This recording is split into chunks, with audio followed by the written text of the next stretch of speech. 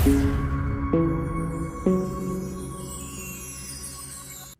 Everyone, welcome to a class of cost accounting. Topic चल रहा है स्टैंडर्ड कॉस्टिंग। आज करेंगे लेक्चर 2 और हम लोग कर रहे हैं मटेरियल कॉस्ट वेरिएंस।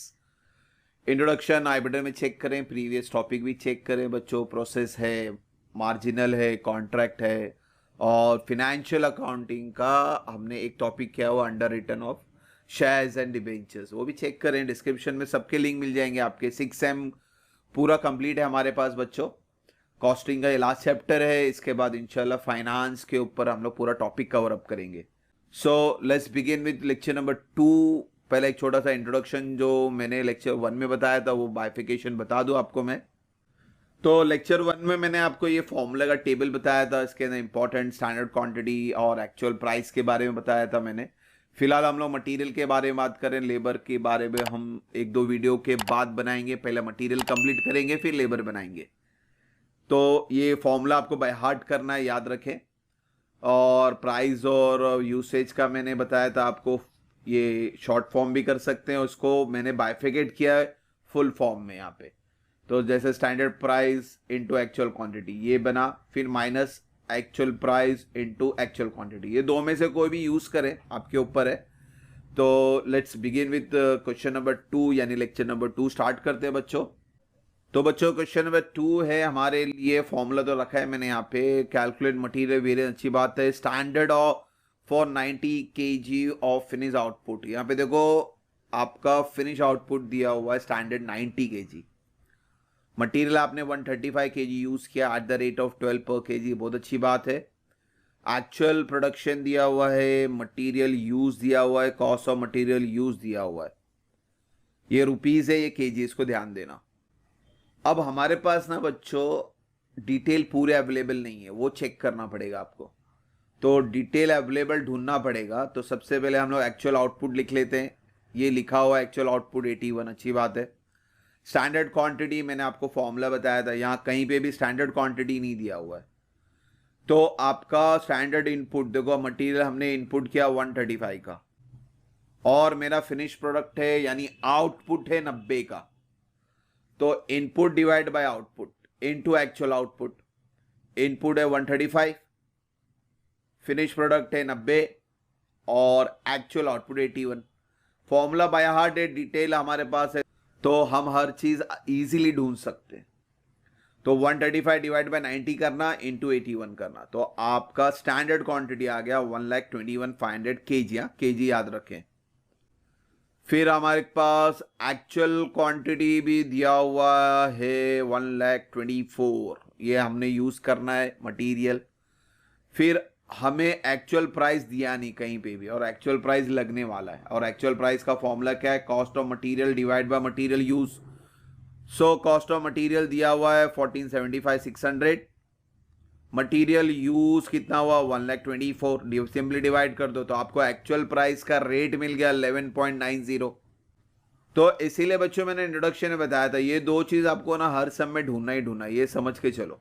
तो ये चीज को समझे आप लोग, स्टैंडर्ड क्वांटिटी और एक्चुअल प्राइस को, ये फॉर्मूला याद रखना आपको। और क्या डिटेल है हमारे पास? स्टैंडर्ड प्राइस भी दिया हुआ है 12, वो भी लिख लेते हैं।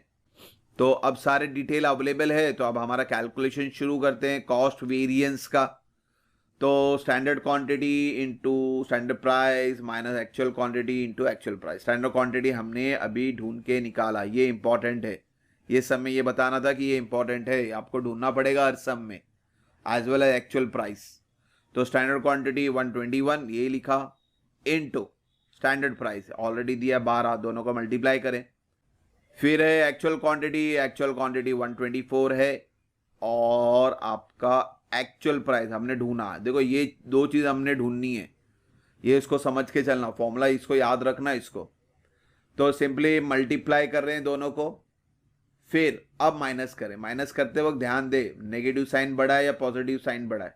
तो 1475 बढ़ा है यानी नेगेटिव साइन बढ़ा है, तो ए, पॉजिटिव आता तो एफ, इसको ध्यान देना है, ये इंपॉर्टेंट है स्टैंडर्ड के अंदर।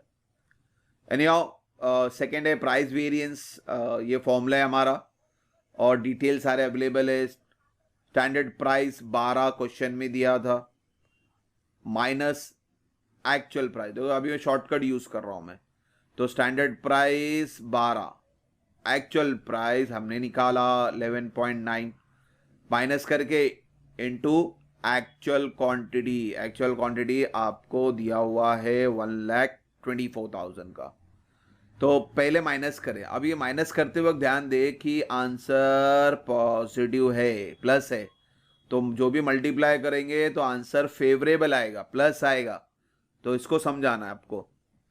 फिर क्या बोलते हैं, यूसेज का फॉर्मूला है, वहाँ पे शॉर्टकट यूज कर सकते हैं हम लोग। तो स्टैंडर्ड क्वांटिटी तो आपने निकाला है 1,21,500, ये रहा। एक्चुअल क्वांटिटी 1,24,000 है, माइनस करें। माइनस करते वक्त ध्यान दे आंसर नेगेटिव आ रहा है पॉजिटिव आ रहा है, तो 121 बड़ा है या 124? 124 बड़ा है, नेगेटिव है, तो जो भी मल्टीप्लाई बाय 12 करेंगे तो आंसर नेगेटिव आएगा, इसीलिए ए। तो ये ए और एफ का बहुत इंपॉर्टेंट पार्ट है स्टैंडर्ड के अंदर। अभी सिंपल है, वेरीफाई कर लेते हैं कि हमारा ये कॉस्ट और प्राइस यूसेज इक्वल है या नहीं है। सो कॉस्ट है 17,600 ए, प्राइस है 12,400 एफ, और यूसेज है 30,000 ए। प्लस ही करना है, मगर ए यानी नेगेटिव है। अब बताओ नेगेटिव बड़ा है या पॉजिटिव बड़ा है? नेगेटिव बड़ा है, तो आंसर नेगेटिव है यानी ए रहेगा।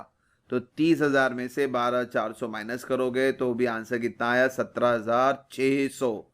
तो ये अपना मैच कर रहा है, इक्वल है, तो अपना सब राइट है बच्चों। तो ये चीज को समझाना है आपको, फेवरेबल और एडवर्स, नेगेटिव और पॉजिटिव। तो hope so question number 2 clear होगा। इंशाल्लाह नेक्स्ट वीडियो में जल्दी मिलेंगे बच्चों। Thank you for watching the video. God bless you.